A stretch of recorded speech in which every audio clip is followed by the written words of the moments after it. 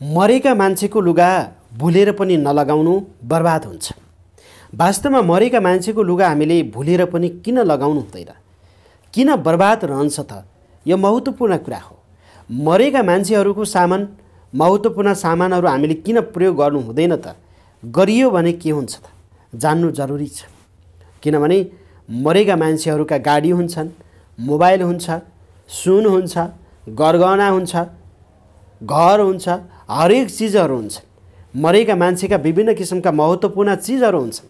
सबै चिजहरू मरेका मान्छेको हामीले शरीरसँगै सबै कुराहरू जलाउँदैनौँ।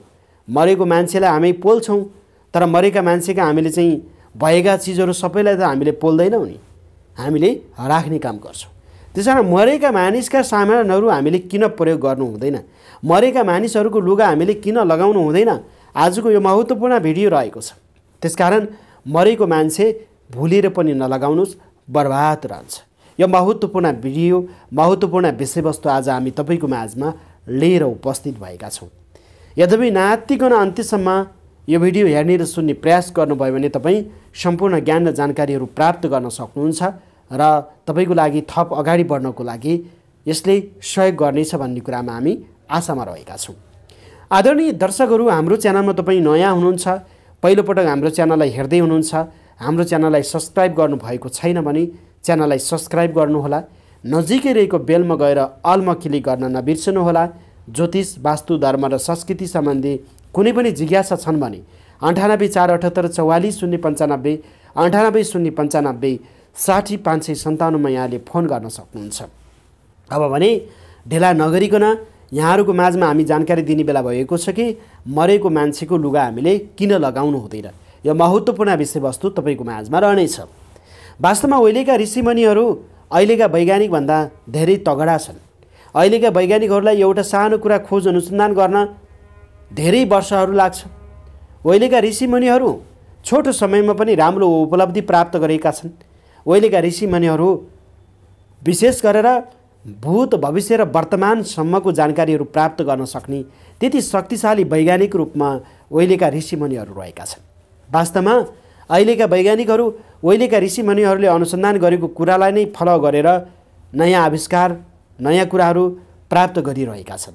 त्यसकारण पहिलेका ऋषिमुनिहरूले गरेका विभिन्न किसिमका हाम्रा धार्मिक संस्कारका अनुसन्धानहरू वैज्ञानिक सिद्ध छन् भनेर भन्दा अहिलेको समयमा फरक नपर्ला। त्यसकारण हाम्रो धर्म वैज्ञानिक संस्कार अनुसार छ।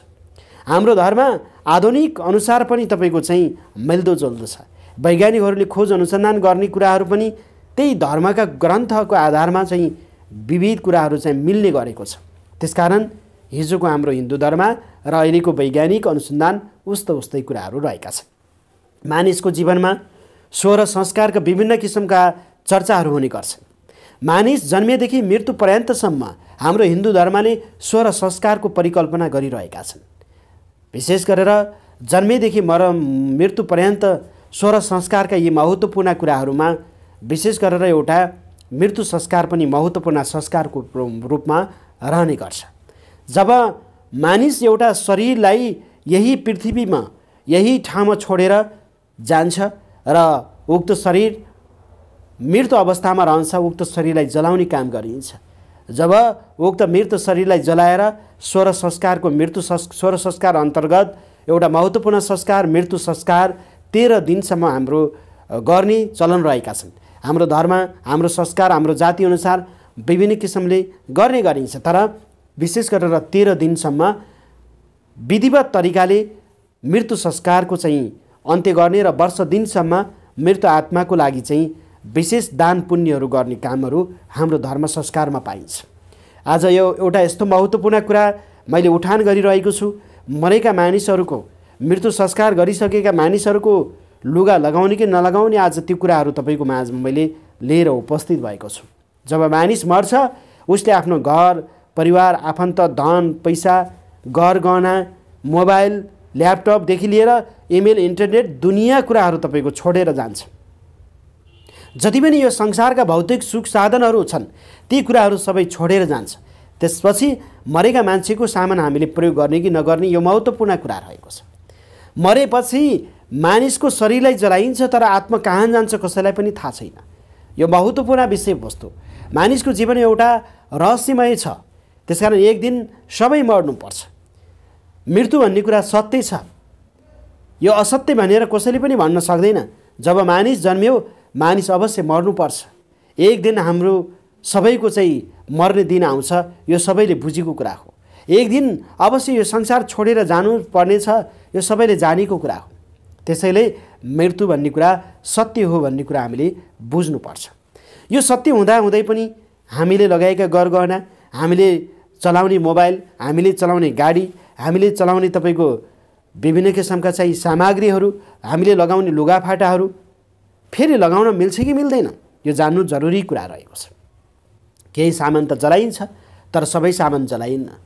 भनिन्छ विशेष गरेर हरेक चिजमा हरेक चिजको चाहिँ गुण सरिरहेको हुन्छ। चुम्बकको नजिकमा हामीले कुनै पनि चुम्बकीय गुण सर्ने वस्तुहरू राख्यौँ भने अवश्य चुम्बकीय गुणहरू ती वस्तुहरूमा सर्छन् भनेर वैज्ञानिकहरू पनि भनिरहेका छन्। जुन मानिसले प्रयोग गरिरहेका साधन र स्रोतहरू छन्, त्यो साधन र स्रोतहरूमा मृत मानिसले लगाइरहेका लुगामा मरेका मान्छेका केही न केही गुणहरू, केही न केही शरीरका शक्तिहरू, केही न केही रसायनहरू रहेका हुन्छन्। त्यसकारण हरेक मानिस मर्छ, मरिसकेपछि उसका केही न केही शक्ति र केही न केही गुणहरू, केही न केही रसायनहरू, केही न केही उसको चाहिँ तरङ्गहरू, उसले प्रयोग गर्ने सामानहरूमा अवश्य रहन्छ। यसको लागि त तपाईँले सजिलै बुझ्नुभयो। कुनै पनि चुम्बकीय गुण भएका वस्तुहरूलाई हामीले चुम्बकसँग टच गरायौँ भने र त्यो वस्तुले पनि चुम्बकको काम गर्न थाल्छ, चुम्बकीय गुणहरू त्यसमा पनि सर्न थाल्छ। त्यसकारण जब कुनै पनि मानिस मरेर जान्छ, उसका शक्ति तरङ्गहरू, उसले चलाउने सामग्रीहरूमा अवश्य रहन्छ। कुनै मानिसले अपराधी गर्यो भने अपराधी प्राप्त गर्नको लागि उसको पसिना सुँघाएर, उसका लुगा पोसाकहरू सुँघाएर मानिसलाई अपराधी प्राप्त गर्नलाई सजिलो रहन्छ। त्यस्तै मरेका मान्छेहरूको पनि लुगा लत्ताहरूमा मरेका मान्छेको शक्ति रहन्छ। अब बुझ्नुहोस्, मरेका मान्छेको लुगा लगाउने कि नलगाउने, मरेका मान्छेको लुगा नलगाउने। त्यसकारण मरेका मान्छेको लुगा लगाउनु हुँदैन। यद्यपि मरेका मान्छेहरूको लुगा लगायो भने ऊ मान्छेको शक्ति तरङ्गहरू तपाईँको शरीरमा ऊर्जाशील हुन सक्छ। तपाईँको मनमा ऊ मान्छेको सम्झना बेला मौकामा आइरहन सक्छ। मरेका मान्छेका नकारात्मक भाइब्रेसनहरू तपाईँको शरीरमा टच भएर तपाईँको शरीरमा एक किसिमको आलस्यता प्राप्त रहन सक्छ। यदि मरेका मान्छेका केही रोगहरू थिए भने सरुवा रोगहरू तपाईँमा सर्न सक्छ। यस्ता विविध किसिमका समस्याहरू हुन्छ। मरेका मान्छेको कुरा मात्र सवाल होइन, यहाँ जिउँदा मान्छेको पनि लुगा, अरूको लुगा लगाउनु हुन्न। अरूको लुगा लगाउनु, अरूले प्रयोग गरेका चिजहरू सकभर केही चिजहरू प्रयोग गर्ने खालका हुँदैनन्। त्यसकारण सकभर अरूले प्रयोग गरेका लुगाफाटाहरू जिउँदै मान्छेका पनि अरूले नलगाउनु राम्रो हुँदैन। किनभने अरू व्यक्तिमा भएका शक्ति, अरू व्यक्तिमा भएका गुणहरू सर्ने काम गर्छ। यो महत्त्वपूर्ण विषयवस्तु हो। त्यसकारण नकारात्मक भावना तपाईँको शरीरमा आउँछ, नराम्रो सोच आउँछ, मरेको मान्छेको याद तपाईँलाई आइरहन्छ भने मरेका मान्छेका लुगाहरू तपाईँले नलगाउनुहोला, मरेका मान्छेका सामानहरू प्रयोग नगर्नुहोला।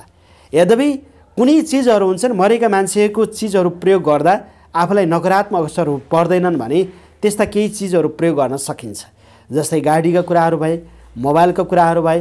तर ती मोबाइलहरूलाई पनि विशेष गरेर यहाँले चाहिँ बाहिरी कभरहरू परिवर्तन गरेर, अनि त्यसै गरी बाहिरी कभरहरू परिवर्तन गर्ने सिलसिलामा मोबाइलमा भएका विभिन्न डाटाहरू परिवर्तन गरेर त्यसलाई फर्म्याट गरेर तपाईँले त्यस्ता कार्यहरू गरेर तपाईँले चाहिँ अगाडि बढ्नुभयो भने ती चिजहरू केही मात्रामा प्रयोग गर्न सकिन्छ। यदि प्रयोग गर्दा पनि तपाईँमा नकारात्मक किसिमको भाइब्रेसन आयो भने विशेष ख्याल गरेर अगाडि बढ्नुपर्ने अवस्था रहनेछ। आदरणीय दर्शक एवं भक्तवृन्दहरू, आजको विषयवस्तु, आजको जानकारीहरू तपाईँलाई कस्तो लाग्यो? जस्तो लाग्यो त्यस्तै सल्लाह सुझाव प्रतिक्रिया दिन नबिर्सिनुहोला। यद्यपि हाम्रो च्यानलमा तपाईँ नयाँ हुनुहुन्छ, हाम्रो च्यानललाई तपाईँ सब्सक्राइब गर्नुभएको छैन भने च्यानललाई सब्सक्राइब गरिदिनुहोला। नजिकै रहेको बेलमा गएर अलमा क्लिक गर्न नबिर्सिनुहोला। ज्योतिष, वास्तु, धर्म र संस्कृति सम्बन्धी कुनै पनि जिज्ञासा छ भने 98 478 44 095 98 095 60 557 मा फोन गर्न सक्नुहुन्छ। आजलाई भने क्यामेराबाट रञ्जना देवकोटाको साथमा म ज्योतिषी ठाकुर देवकोटा चाहन्छु। यहाँहरूको जय होस्।